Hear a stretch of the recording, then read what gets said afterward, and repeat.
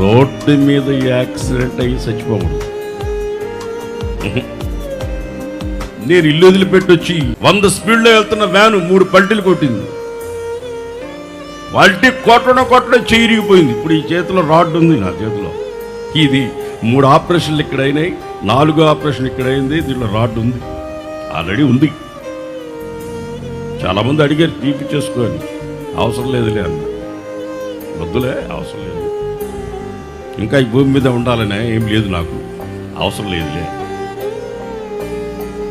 3 పల్టీలు కొట్టింది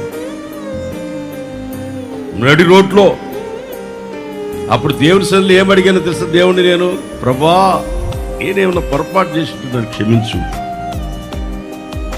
రోడ్డు మీద యాక్సిడెంట్ అయ్యి చచ్చిపోకూడదు. నేను ఇల్లు వదిలిపెట్టి వచ్చి ఇప్పటికి 31 సంవత్సరం అయింది. ఇప్పటికి నేను పడింది 4 సంవత్సరాల కిందట పడ్డా బండి. అప్పుడు దేవుని సన్నిధిలో ఏమడిగాను తెలుసా? ప్రభా ఇంత సేవ చేసి దిక్కులేని సాగు రోడ్డు మీద సాగకూడదు, సమర్పించుకొని సన్నిధికి వచ్చున్నా. నీ ముఖం తప్ప నాకు ఇంకేం తెలియదు. తల్లిదండ్రుల కుటుంబాన్ని విడిచిపెట్టి నీ దగ్గరికి వచ్చిన, దైవ సేవకులు నడిపింపుని బట్టి నడుస్తూ ఉన్నా. యాక్సిడెంట్ అయి రోడ్డు మీద పడి చనిపోకూడదు ప్రభా. నిన్ను ఒక మనవి చేసుకుంటానయ్యా, నేను ప్రతిలాడుకుంటానయ్యా. చనిపోతే రోడ్డు మీద చచ్చిపోకూడదయ్యా. వాక్యం చెప్తా స్టేజ్ మీద పడిపోతే చాలు. పాట పాడతా గుండాగిపోయినా చాలు.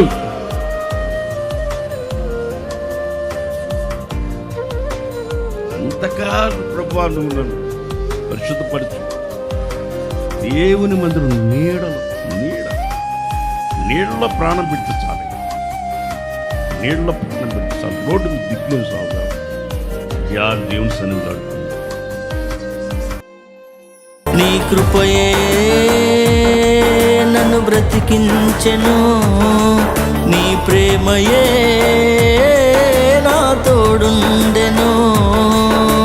మరువలేను నీ ఉపకారం, విడువలేను నీ సహవాసం. మరువలేను నీ ఉపకారం, విడువలేను నీ సహవాసం. నీ కృపయే నన్ను బ్రతికించెను, నీ ప్రేమయే నా తోడుండెను. చింతలో ప్రతి బాధలో నేనెటు వెళ్ళాలో తెలియదు. చింతలో ప్రతి బాధలో నేనెటు వెళ్ళాలో తెలియదు. నేనున్నాను అని పిలిచిన యేసయ్యా, విడిపిస్తానని దిగి వచ్చిన యేసయ్యా. నేనున్నాను అని పిలిచిన యేసయ్యా, విడిపిస్తానని దిగి వచ్చిన యేసయ్యా.